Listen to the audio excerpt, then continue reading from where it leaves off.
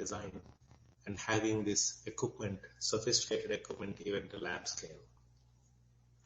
I wanted to translate that story into manufacturing also, so that not only you have this sophisticated equipment, when companies like Pfizer are coming to us, they want to see this story continuing, not the success story, the formulation story.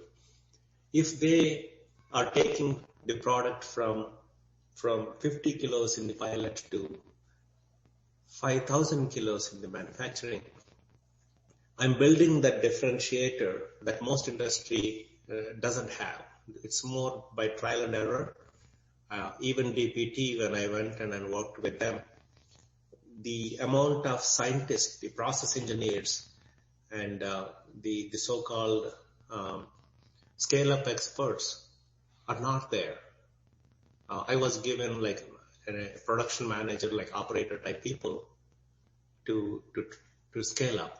In most cases, they do a good job. I'm not going to say that it's not being done.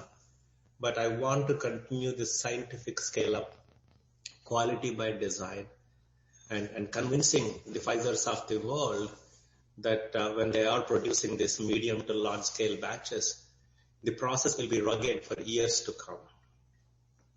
And even if there were any unanticipated changes in the future, for example, an operator turns the mixer on, but then the lunchtime and he goes away, comes back half an hour later, realizing that the mixer was still on. So what happens if you mix for extra time? What happens if you heat more than necessary? We anticipate all of that early on and then have enough data in files. When the quality assurance department looks at the deviation, they know that, okay, it's a deviation, but based on the previous experiments that they've done, this is not a major damage. We can still salvage the batch. You can still ship it out, save thousands and hundreds of thousands of dollars in cost. And that's the comfort and differentiator we're going to bring, which already started. I have PhDs and good process engineers being hired in that manufacturing department. I actually call the department as manufacturing science and technology. Most companies call that scale-up, pilot plant, or some sort of a tech transfer department, but I call it manufacturing science and technology. So that's one differentiator to show when these companies do come that we will have a process backed by good science.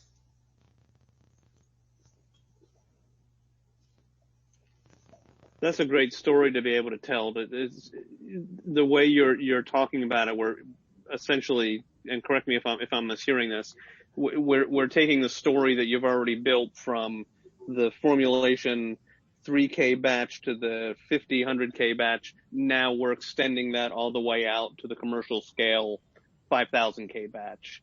But the same thought, anticipation, process, robustness that went into things up to the 150K is now extended out all the way through full commercialization. And they need to feel comfortable, just like an R&D client feels comfortable that Tergus knows what they're doing now, but also they will know when we get to late stages of development. Similarly, the customer, it's a different profile. The customer coming for manufacturing than R&D, they need to know that these guys can scale up and support the product life story. All the other things are going to be a checkbox. They must feel comfortable. Tergus has a really good quality control, quality assurance.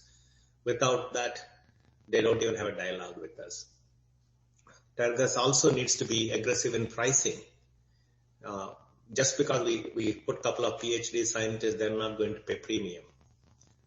We still need to be competitive in pricing with other companies.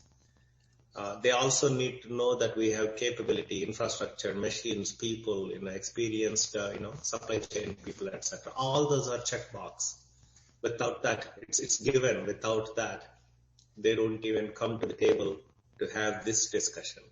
But when they do come to the table and then they see that, okay, company X and Tergus are the two top choices, Tergus is differentiating in addition to